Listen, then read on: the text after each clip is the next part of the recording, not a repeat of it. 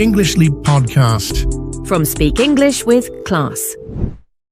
Hey everyone, and welcome back to the English Leap Podcast, your go-to English podcast for learning English and growing through real-life conversations. I'm Erin. And I'm Evan. We're so glad you're here today. Because this one, it's personal. Yeah, let's be honest. We live in a world that loves fast results. Change your life in 30 days. Wake up at 5 a.m. Master a new language in 1 month. It's everywhere. And at first it sounds inspiring. But when you try to keep up with that kind of pressure, You crash. I've done it so many times.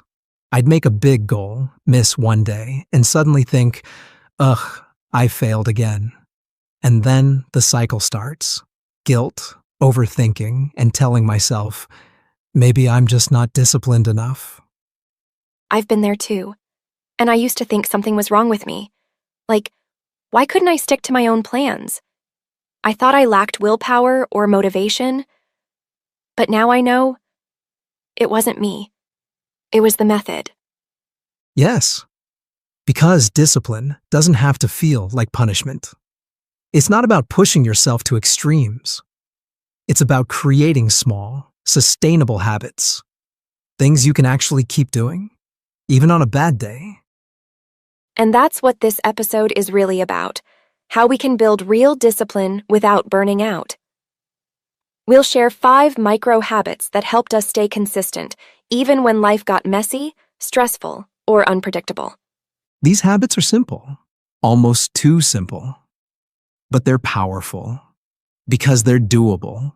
And when something is doable, you keep doing it.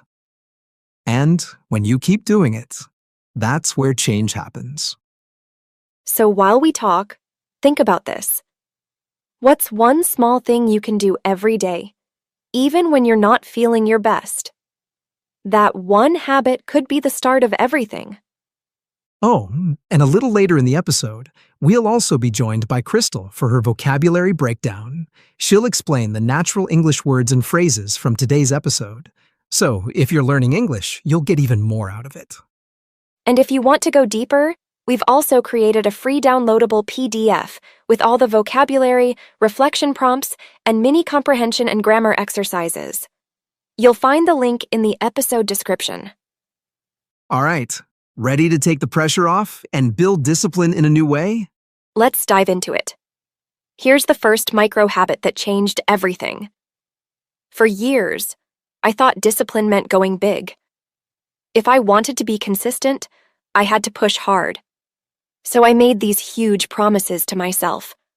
I'll write for 2 hours every day, or I'll go to the gym 5 times a week. And each time I couldn't keep up, I felt like I had failed. I didn't just break a routine, I broke my trust in myself. And then I heard something that shifted everything. Make the habit so small, it's impossible to fail. I didn't really get it at first, but one day I told myself, don't write 2 pages, just write 1 sentence. And I did. That day, I wrote 1. The next day, I wrote 3. And slowly, it became part of my rhythm. Yeah, I've had a similar moment with exercise. I used to think, if I don't work out for 45 minutes, it's not even worth it. But when I shrunk the habit, like literally, just stretch for 2 minutes, it removed all that pressure, no guilt, no failure. And the wild thing is, once I started, I usually kept going. That's the secret. Action creates momentum. Exactly. Shrinking the habit isn't about lowering your ambition, it's about lowering the barrier. When something feels light and doable, it becomes easier to start. And once you start, you realize you're not lazy, you're just tired of carrying too much. So if you're struggling with consistency right now, don't try to do more. Try to do less. Make it ridiculously easy. 1 push-up, 1 new English word, 1 deep breath before you check your phone. That's where real change begins. So once I got into the habit of showing up, even just a little bit each day, something surprising started happening. I became more aware of how I talked to myself and how often I apologized, even when I'd done nothing wrong. I used to say, sorry for everything. Sorry I'm late. Sorry, I talk too much. Sorry for asking again. I thought I was being polite, but what I was really doing was shrinking myself. I was sending myself, and everyone else, the message that I was somehow in the way. That hits. I used to say sorry in work emails, even when it wasn't necessary, like, sorry to bother you, or sorry for the late reply, even if it was just 1 hour late. And over time, that language made me feel smaller, like I had to apologize for existing. Then someone told me, don't say sorry, say thank you. So instead of sorry I'm late, now I say, thank you for waiting. Instead of sorry I'm talking too much, I say, thank you for listening. It doesn't just sound better, it feels better. It shifts the energy, from guilt to gratitude. It's a tiny change that builds a very different mindset. And honestly, it helps your English sound more confident and natural too. These kinds of real kind phrases, they're what make communication feel human. So here's the micro habit. Pay attention to your automatic apologies and gently replace them with thanks. It builds self-respect, and people will feel that energy from you.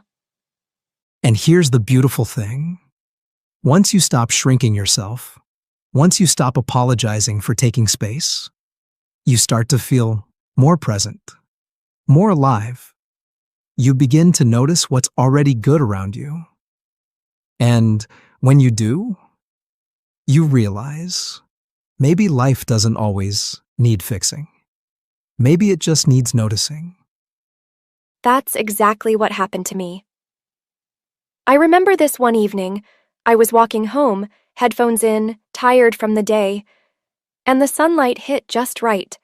That soft, golden glow, the kind that feels warm even on a cool day. And without thinking, I stopped. And this thought floated up. If this isn't life, I don't know what is. Ever since then, it became a quiet habit. When my coffee tastes just right, when I hear birds while waiting at a traffic light, when the world is chaotic, but for a few seconds, I feel okay. I pause and say it, out loud or just in my head. If this isn't life, I don't know what is. And I love that so much, because we live in a world that makes us think meaning only exists in big achievements. But it's the little things that stick. That 5-second pause, that first deep breath in the morning, that song that hits you right in the chest. And for people who are trying to be more disciplined, I'll say this. Don't just track how many habits you complete. Track how many moments you truly lived. Because discipline isn't just about doing. It's about feeling grounded in your life. So here's the habit. The next time something small feels good, even for 5 seconds, pause and say that line. Say it until your mind learns how to slow down and feel again. Because maybe this is life. Maybe this small, ordinary moment is exactly what we've been rushing past. You know what's funny? Once I started noticing the good, those little joys, I also started noticing something else. The things that pull me away from that peace. And the biggest one? Stress. Yeah. It creeps in so quietly sometimes. A tight chest, a racing thought, and suddenly the calm is gone. I used to think stress meant I was doing something wrong, but now I see it differently. For the longest time, I thought stress was the enemy. I'd think, why am I like this? Why can't I stay calm like other people? But then I heard this idea that completely flipped the script. It's not stress itself that hurts us. It's how we think about stress that does. Exactly. I remember this study where students were told, hey, your nervous energy, that fast heartbeat, that's just your body getting ready to perform. And when they believed that, their performance actually improved. It's wild. Ever since I heard that, I've started changing how I talk to myself when I feel stress coming on. Instead of, ugh, I need to calm down, I say, my body is getting ready for something important. Instead of, I hate this feeling, I say, this means I care. And that tiny mental shift, it's powerful. Because when you stop seeing stress as danger, you stop trying to escape it. You use it. You channel it. So here's the micro habit. Don't push stress away right away. Pause. Reframe it. Ask, what's this stress actually trying to tell me? Maybe it's excitement. Maybe it's growth. Maybe it's fear that needs to be heard, not silenced. And that pause, the one where you choose how to respond to stress instead of reacting, that pause, it shows up in other places too. In conversations, in tough decisions, in everyday moments when something pushes your buttons. And that brings us to one last habit, the one that made me more patient, more calm, and honestly, more proud of how I carry myself. I used to be quick with words, too quick. Someone would say something, and I'd snap back without thinking. Or I'd get an email that upset me, and boom, instant reply. And I'd regret it almost every time. Yeah, I've had that too. That urgency to respond right away. It always felt like control. But now I realize true control is in the pause. So now, I've built a habit. When something triggers me, I give myself permission to wait. I say, let me get back to you. Or I just take a deep breath and sit with the feeling. That pause doesn't make you weak. It makes you wise. Because when you respond instead of react, you stay aligned with the kind of person you want to be. Calm, thoughtful, grounded. So here's the habit. Build a gap between the trigger and your response. Even a few seconds is enough. That small space, it protects your relationships, your peace, and your future self. And the best part is, it's trainable, like a muscle. Every time you choose to pause, you're building emotional discipline. And that, to me, is real strength. I love that. And if you've made it this far, thank you for staying with us. We know today's episode was more personal, more reflective, but we hope it gave you some peace and permission to go gently. And of course, now it's time for one of our favorite parts of the show. Let's slow down even more and break down some of the beautiful words and phrases we use today. That's right. It's time for Krystal's vocabulary breakdown. Whether you're learning English or just love words with heart, Krystal's here to walk you through them. Take it away, Krystal. Thanks, Aaron. Thanks, Evan. And hello again, lovely listeners. It's Krystal here, and I'm so glad you're still with us. Let's take a quiet moment to explore some of the words and expressions you heard in today's episode. As always, I'll go slow, so you can follow, repeat, and even whisper them back if you'd like. Let's start with a feeling many of us know. Lack. To lack something means you don't have enough of it, like motivation, time, or focus. Example. I used to think I lacked discipline. Say it with me gently. I used to think I lacked discipline. It's okay to feel that way. It's not forever. Now a word that speaks to strength. Willpower. Willpower is your inner ability to do something hard, especially when you don't feel like it. Example. She had the willpower to study every night. Let's say it together now. She had the willpower to study every night. That's strength in quiet action. Now this one's about imbalance. Extremes. Extremes are to far ends, doing too much or not enough. We lose rhythm when we live there. Example.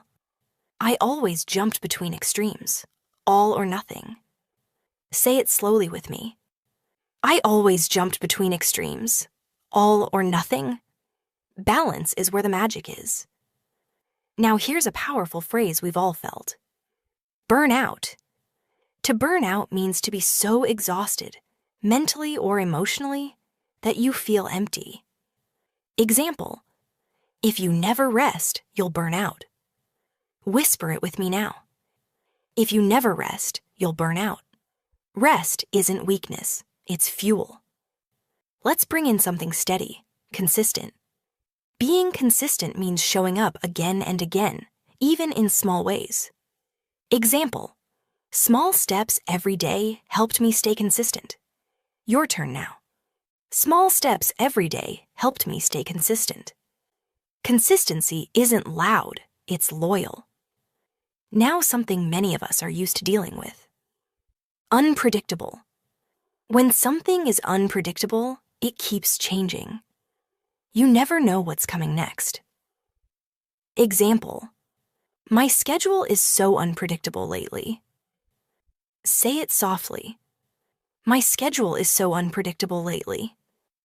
That's why we build habits that survive the chaos. Now, let's choose something that feels possible. Doable. If something is doable, it's small enough to try. Achievable, not overwhelming. Example, reading 1 page a day feels doable. Repeat with me. Reading 1 page a day feels doable. Small is smart. Now a word that means movement, even when slow. Momentum. Momentum is the forward energy you feel after starting. One small win leads to another. Example, once I started, I built momentum and kept going. Say this one out loud. Once I started, I built momentum and kept going. Every beginning matters. Now let's explore a word that sounds silly, but teaches something real. Ridiculous. Ridiculous means silly or funny, sometimes in a way that feels too small to matter, but still works. Example, I made the habit so small it felt ridiculous, but it worked. Say it with me now. I made the habit so small it felt ridiculous, but it worked. Silly can be smart too. Now something heavier. Guilt. Guilt is the heavy feeling we carry when we believe we've done something wrong, even if we haven't. Example, I used to feel guilt for resting, even when I needed it. Let's try this one together. I used to feel guilt for resting, even when I needed it. Let that one go. You're allowed to rest. Now let's shift the feeling to something lighter. Gratitude. Gratitude is feeling thankful for something, even something small.